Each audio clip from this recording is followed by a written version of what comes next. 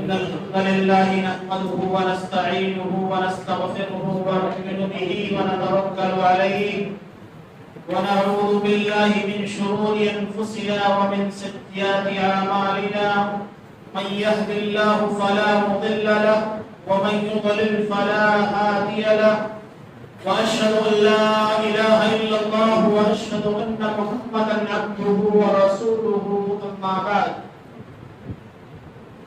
يا أيها الذين آمنوا اتقوا الله يا أيها الناس اتقوا ربكم الذي خلقكم من نفس واحدة وخلق منها زوجها وبث منهما رجالا كثيرا ونساء واتقوا الله الذي تساءلون به والأرحام إن الله كان عليكم رقيبا يا أيها الذين آمنوا اتقوا الله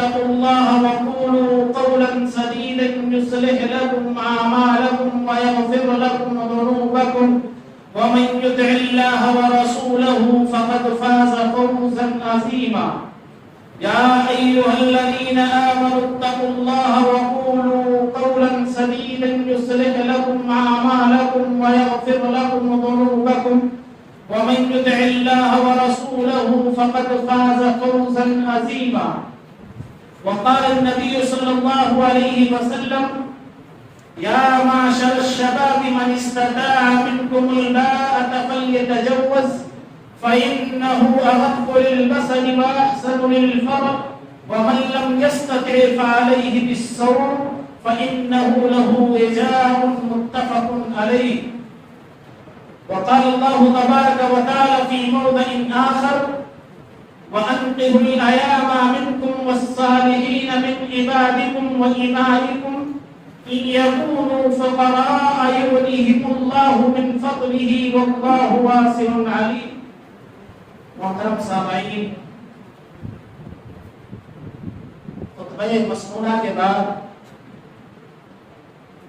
آپ حضرات کے سامنے سورہ نور کی ایک آیت کریمہ پڑھی گئی۔ اللہ سبحانہ و تعالی اس آیت کریمہ میں جتنے بھی ولی اثر پرست ہیں ان کو اللہ رب العالمین ایک پیغام دے رہا ہے وَأَنْكِحُوا الْأَيَامَ مِنْكُمْ وَالصَّالِحِينَ مِنْ عِبَادِكُمْ کہ جو تمہارے مرد اور عورتیں بے نکاح کے ہیں، جن کا نکاح نہیں ہوا ہے، غیر شادی شدہ ہیں، تم ان کا نکاح کرو۔ تمہارے غلاموں میں سے، تمہارے لونڈیوں میں سے، یا جو تمہارے ماتحت لوگ ہیں ان لوگوں کا بھی تم نکاح کر دو، شرط یہ ہے کہ وہ نیک لوگ ہوں۔ اللہ رب العالمین نے کہا کہ یکونوا فقراء، اگر وہ مسکین ہوں، غریب ہوں، محتاج ہوں، یغنیہم اللہ من فضلہ۔ سب سے بڑا مسئلہ یہ ہوتا ہے ہمارے معاشرے کے اندر، سوسائٹی کے اندر، سماج کے اندر کہ لوگ عمر تو ہو جاتی ہے لیکن لوگ یہ کہتے ہیں کہ بچہ ابھی اپنے پاؤں پر نہیں کھڑا ہوا، ابھی والد صاحب خرچہ دے رہے ہیں، بڑا بھائی خرچہ دے رہا ہے، گھر کا کوئی اور فرد خرچہ دے رہا ہے، ابھی اس کی اچھی نوکری نہیں لگی ہوئی ہے، کہیں اچھے طریقے سے بھی کام پر سیٹ نہیں ہوا ہے، جب کہیں سیٹ ہو جائے تب اس کے بعد اس کی شادی کی جائے گی۔ حالانکہ فطری ایک بات ہے، قرآن نے دوسری جگہوں پر کہا کہ زُيِّنَ لِلنَّاسِ حُبُّ الشَّهَوَاتِ مِنَ النِّسَاءِ وَالْبَنِينَ وَالْقَنَاطِيرِ الْمُقَنطَرَةِ مِنَ الذَّهَبِ وَالْفِضَّةِ وَالْخَيْلِ الْمُسَوَّمَةِ وَالْأَنْعَامِ وَالْحَرْثِ۔ کہا کہ ایک فطری بات ہے کہ انسان کے دل کے اندر کچھ چیزوں کی محبت کو مزین کر دیا گیا ہے، چمکا دیا گیا ہے۔ ان میں سے ہر عاقل اور بالغ شخص کی سب سے پہلی پسند عورت ہے، عورت ہے۔ ہر عاقل اور بالغ شخص کی سب سے پہلی ضرورت اور سب سے پہلی پسند عورت ہے۔ نبی اکرم صلی اللہ علیہ وسلم نے فرمایا حُبِّبَ إِلَى النِّسَاءِ وَالطِّيبِ، مجھے دنیا سے دو چیزیں جو بہت محبوب ہیں، عورت ہے اور دوسری خوشبو، جن چیزوں کو میں بہت پسند کرتا ہوں.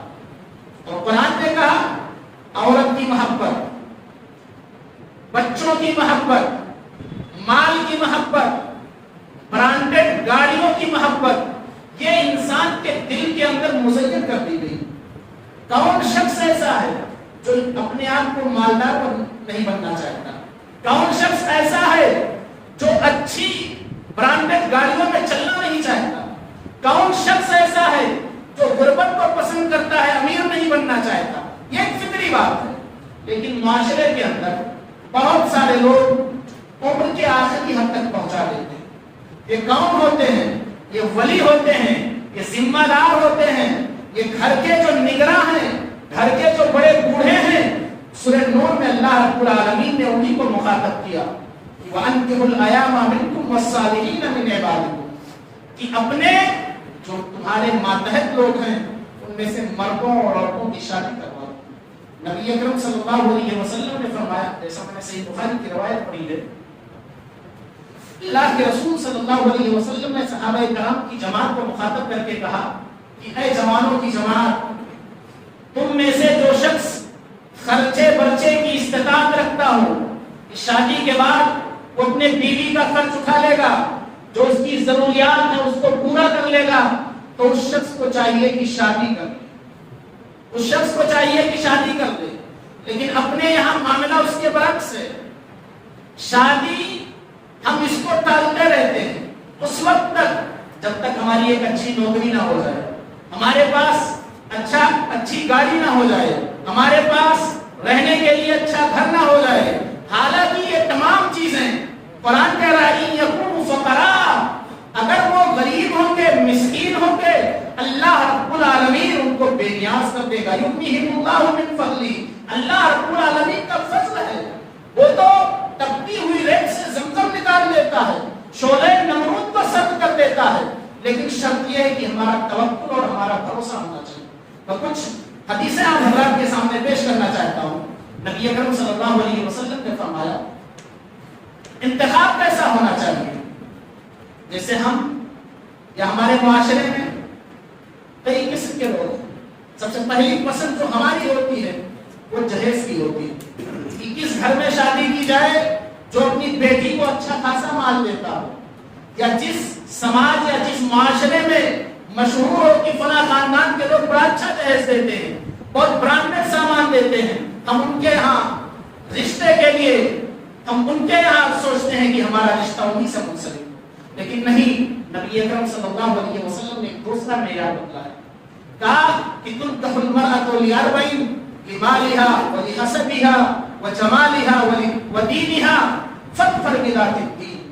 نبی اکرم صلی اللہ علیہ وسلم نے فرمایا کہ عورتوں سے جو شادی کی جاتی ہے اس کی 4 وجہیں ہوتی ہیں. یا تو اس کے مالداری کی وجہ سے، یا تو اس کے خاندان کے اعلیٰ حسب و نسب کی وجہ سے، یا اس کی خوبصورتی کی وجہ سے، یا اس کی دینداری کی وجہ سے. بہت مشہور و معروف ہے، بہت دیندار ہے، پردہ کرنے والی ہے، وہ اپنے کسی چچیرے بھائی کے سامنے نہیں آتی، خالہ زاد بھائیوں کے ساتھ نہیں بیٹھتی، ماموں زاد بھائیوں سے سلام دعا نہیں کرتی. یہ اس کے دینداری کا معیار ہونا چاہیے. گھر کے کسی بھی جو نامحرم ہیں، چچا کے بیٹے ہیں، ماموں کے بیٹے ہیں، پھوپھا کے بیٹے ہیں، ان سے کسی کے ساتھ اس کا کوئی رابطہ نہیں. نبی اکرم صلی اللہ علیہ وسلم نے فرمایا فَاظْفَرْ بِذَاتِ الدِّینِ، دین والی کے ذریعہ سے تم کامیاب ہو جاؤ گے، یا دین والی تم کو کامیاب کر دے گی. اس کے بعد اللہ کے رسول صلی اللہ علیہ وسلم نے فرمایا اب اگر ہم دیندار بیوی کا انتخاب کریں گے تو آئیے سنن ابن ماجہ کی ایک روایت سنو. اللہ کے رسول صلی اللہ علیہ وسلم نے فرمایا الدنیا کلھا متاع وخیر متاع الدنیا المرأة الصالحہ. پوری کی پوری دنیا ایک پونجی ہے اور اس پونجی کی سب سے بہترین سرمایہ ایک نیک عورت ہے. نیک عورت. اسی لیے اللہ کے رسول صلی اللہ علیہ وسلم نے فرمایا کہ جب بھی شادی کی جائے تو دیندار عورت کو ترجیح دی جائے. یہ ایسا رشتہ ہے جس کے بارے میں اللہ کے رسول صلی اللہ علیہ وسلم نے فرمایا کہ لم نرى للمتحابين مثل النکاح 18 سال 20 سال 22 سال 24 سال جو ہمارے یہاں عموماً عمر ہے شادی کی، اتنی عمر تک ایک دوسرے کو کسی نے دیکھا تک نہیں، لیکن اللہ رب العالمین اس رشتے کے درمیان یہ جو نکاح ہوتا ہے، اس نکاح کے ذریعے سے اللہ رب العالمین اس رشتے کے درمیان ایسی محبت ڈال لیتا ہے کہ اس ایک رات کی ملاقات یا چند گھنٹوں کی ملاقات 20 سال جن کے ساتھ رہ رہا ہے آدمی، ان سے کنارہ کشی اختیار کرنے لگتا ہے۔ یہ صرف نکاح کی برکت کا معاملہ ہے۔ بہت ساری محبت کی قسمیں ہیں، محبت کی بہت ساری قسمیں ہیں۔ ہم اور آپ دیکھ رہے ہیں بہت سارے نوجوانوں کا مجمع ہے، باتیں میری تھوڑی سی تلخ ہے، معاف کیجیے گا، کوئی راتوں رات لگے رہتا ہے، کوئی راتوں رات لگے رہتا ہے۔ ایک محبت کا معیار وہ بھی ہے، لیکن شریعت نے اس محبت کے معیار کو حرام قرار دیا ہے۔ آپ جس سے بات کر رہے ہیں، جو آپ سے بات کر رہی ہے، آپ جس کی زندگی آپ ہلاک و برباد کر رہے ہیں، وہ آپ کی زندگی ہلاک و برباد کر رہی ہے۔ شریعت نے اس کو حرام قرار دیا۔ شریعت نے جس رشتے کو سب سے مضبوط رشتہ بتلایا ہے، سب سے محبوب رشتہ بتلایا ہے، وہ رشتہ نکاح کا رشتہ۔